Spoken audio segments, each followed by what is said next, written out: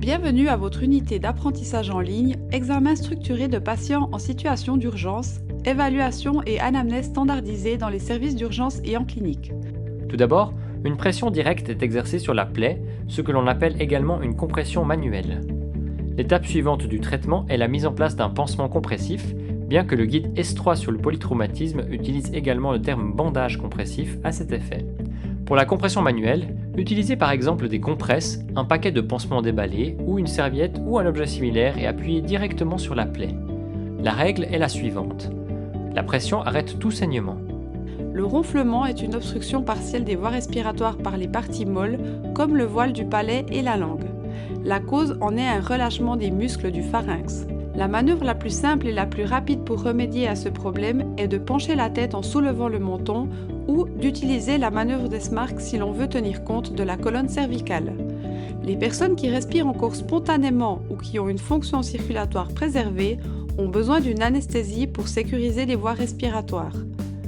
Veuillez faire glisser les différentes mesures qui conviennent le mieux au problème et vérifier votre solution en cochant la petite case en bas à droite. Ce n'est pas souhaitable, car nous savons que les fréquences respiratoires pathologiques nous en apprennent beaucoup sur l'état des patients. Par exemple, des études ont montré que la mortalité hospitalière chez les patients atteints de pneumonie est nettement plus élevée lorsque la fréquence respiratoire à l'admission est de 30 par minute. Pendant de nombreuses années, le score QSOFA a été recommandé pour faciliter la détection, la fréquence respiratoire étant l'un des 3 critères. Un état de choc, dû par exemple à une perte de sang, entraîne également une augmentation de la fréquence respiratoire en raison du métabolisme anaérobie qui se met en place. Une forme particulière est ici la respiration particulièrement profonde et sans pause, appelée respiration de Kussmaul.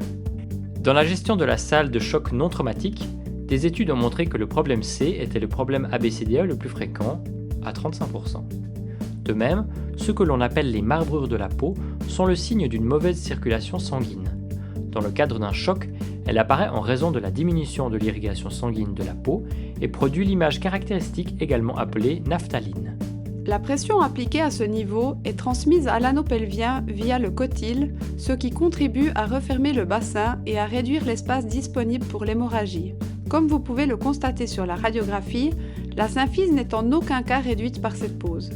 Pour la classification de la gravité d'un traumatisme crânien, le Glasgow Coma Scale est la norme reconnue et c'est précisément pour cela qu'elle a été développée à l'époque. L'acronyme SAMPLER décrit un outil très répandu qui contribue à une collecte structurée et complète de l'anamnèse. Le A signifie allergie ou intolérance.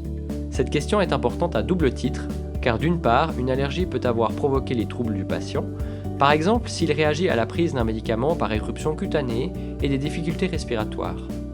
Normalement, un coup d'œil sur la liste des médicaments du patient vous aidera également à trouver des indices sur des maladies antérieures.